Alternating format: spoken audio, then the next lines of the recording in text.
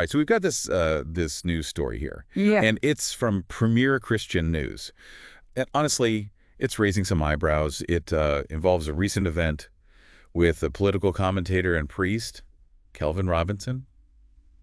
And there was this gesture, and it just ignited this whole firestorm. So we're going to unpack this. Yeah, a seemingly small action sparking a much larger conversation. Yeah, let's set the scene. We're at the National Pro-Life Summit in Washington, D.C. Big event, lots of people. And Robinson's on stage giving a speech, talking about America's role in the pro-life movement. Pretty standard stuff so far, right? Yeah, pretty typical for this kind of gathering. Yeah, and then at the end of his speech, Robinson just does something that changes everything. He raises his right arm straight out with a flat hand and says, "My heart goes out to you." Okay, on the surface, maybe a bit dramatic, but not inherently alarming. Right, except that specific gesture has some very loaded history. It's very similar to the Nazi salute, and because of that, it's become incredibly controversial. Oh, wow. Okay, so that seemingly innocent gesture takes on a whole new meaning. And to make things even more complicated, the audience at the summit, they react with laughter and applause. Yeah, and that, to me, highlights the first layer of complexity here. We're dealing with a gesture that carries this deeply troubling historical weight, but it's also open to interpretation. What Robinson intended and what the audience perceived might not be the same thing. Yeah, and the fallout from this, from that one gesture, was pretty significant. The Anglican Catholic Church, where Robinson was a priest, took swift action and revoked his license. Yeah, and their statement was incredibly strong. They said it appeared to be an attempt to curry favor with certain elements of the American political right by provoking its opposition. And they went on to explicitly condemn Nazi ideology and anti-Semitism, making it clear that they viewed this as a serious offense. Yeah, they definitely did not mince words. But Robinson wasn't backing down either. He came out and defended himself, claiming that the whole thing was a joke. He said he was mocking what he called hysterical liberals, who had previously labeled Elon Musk, the CEO of Tesla and SpaceX, a Nazi for using a similar gesture. Okay, so this is where things get really interesting. Yeah. Because we're diving headfirst into this whole debate of intent versus impact. Robinson is arguing that context is key and that people are intentionally ignoring it to fit their own narratives. It's like he's saying, hey, if you knew what I meant, you wouldn't be offended. But the question is, can you really separate a gesture like that from its historical baggage, even if you're trying to be ironic or satirical? That's the million-dollar question. And it has huge implications for how we communicate, especially in a world where things can go viral and be taken out of context so easily. Okay, so we've got this gesture, a serious reaction from the church, and an offense that hinges on the idea of a joke.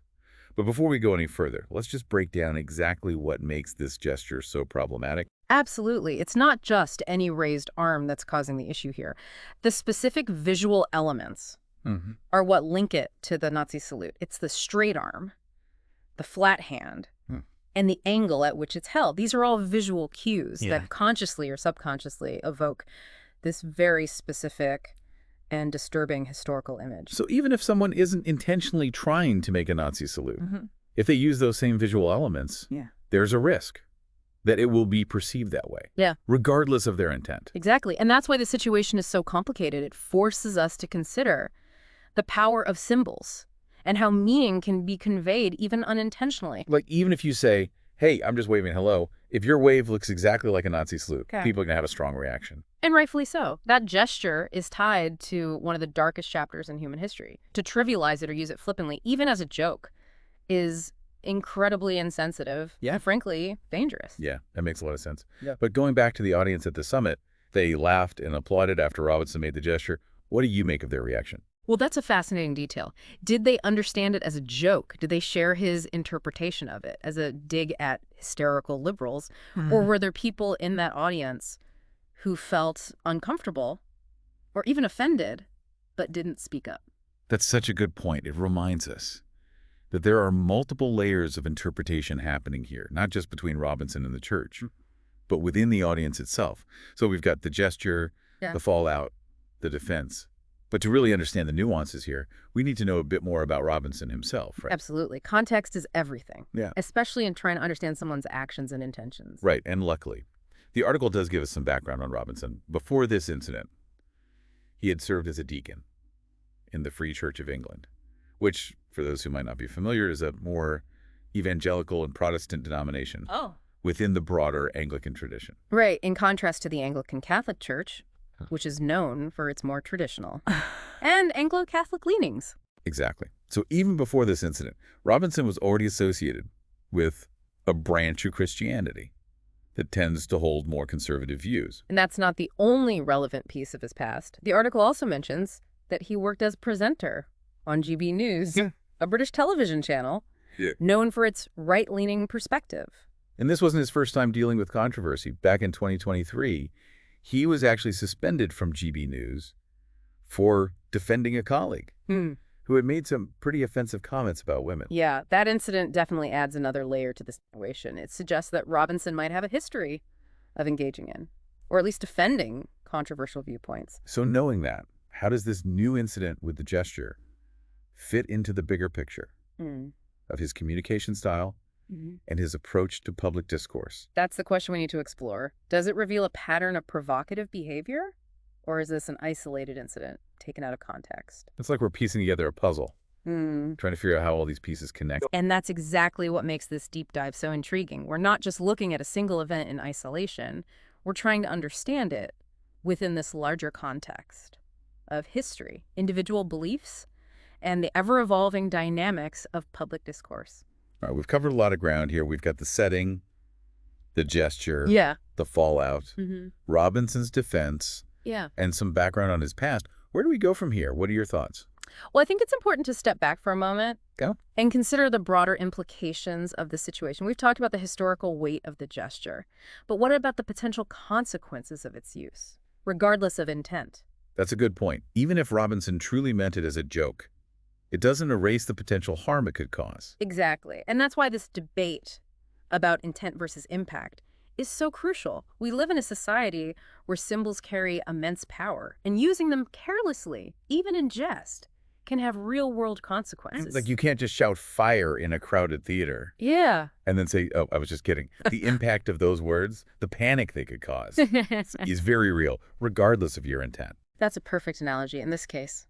The fire is a gesture linked to a horrific ideology that resulted in the deaths of millions of people. Even if Robinson's intent was satirical, the gesture itself can evoke fear, pain, and anger, especially for those who have been directly impacted by the horrors of the Holocaust. Yeah, I hadn't thought about it that way before. But you're right. There's a responsibility that comes with using such a loaded symbol. Yeah. Even if you're trying to reclaim it or use it for a different purpose. And that responsibility is heightened when you're someone in a position of authority, like a priest. People look up to religious leaders. They trust them. They expect them to be mindful of the impact of their words and actions. Which makes the Anglican Catholic Church's reaction even more understandable. They had to take a stand, not just for their own institution, but for the values they represent and the people they serve. Absolutely. Their strong condemnation sends a clear message that they will not tolerate any form of hate speech or the trivialization of genocide, no matter the intent. And that brings us back to the audience's reaction. We've talked about the potential for multiple interpretations, but let's dive a little deeper into that. What could those laughs and applause tell us? Well, on the surface, it seems like at least a portion of the audience shared Robinson's interpretation of the gesture as a joke. Maybe they saw it as a way of mocking those who had previously criticized Musk. Or maybe they were just caught up in the moment and didn't fully grasp the potential implications. But even if some people laughed it off, doesn't mean everyone felt that way, right? Exactly. There could have been people in that audience who felt uncomfortable, who understood the historical weight of that gesture and were deeply offended by its use, even in a supposedly satirical context. It's like even if you're at a comedy show and the comedian tells a joke that you find offensive, you might not feel comfortable speaking up or booing in that moment. You might just sit there and feel uncomfortable. Yeah. Hoping it's over soon. That's a really important point. Silence doesn't always equal agreement or approval. Sometimes it's a reflection of power dynamics, social pressure, or simply not wanting to cause a scene. So we can't assume that everyone in that audience who didn't outwardly object to the gesture actually condoned it. Precisely. And that highlights the limitations of relying solely on visible reactions to gauge the full impact of something like this. There's often a much more complex and nuanced story playing out beneath the surface. Okay, so we've got this layer of complexity within the audience itself. But let's go back to Robinson for a minute. We know he's defended his actions as a joke, but are there any other ways to interpret his intent? Well, some might argue that the gesture was a deliberate attempt to provoke a reaction, to stoke the flames of the culture wars, and solidify his position as a provocateur. So it's not just a joke.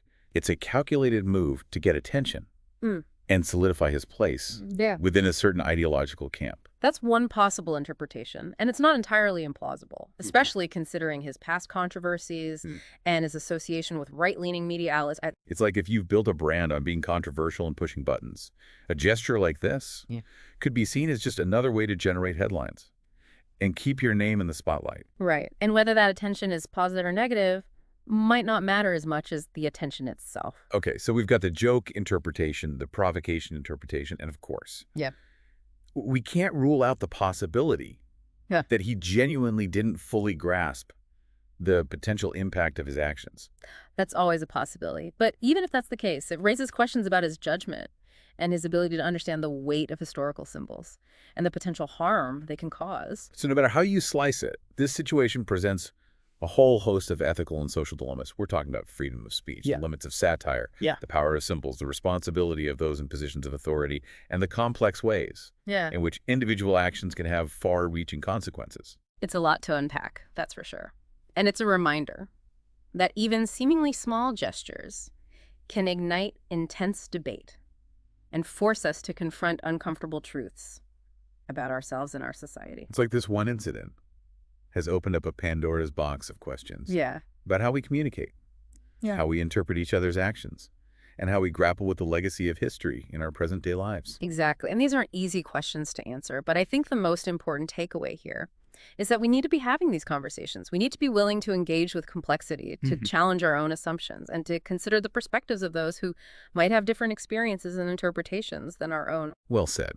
It's a reminder that we all have a role to play in shaping a more thoughtful and nuanced public discourse. But for our listener, who might be grappling with all of this, what are some key things to keep in mind when navigating these kinds of situations? I think one of the biggest takeaways for me is the importance of context. We can't just look at a gesture or a statement in isolation. We have to consider the person who said it, their past actions, their beliefs, the environment in which it was said, and the audience who received it. It's like trying to solve a mystery.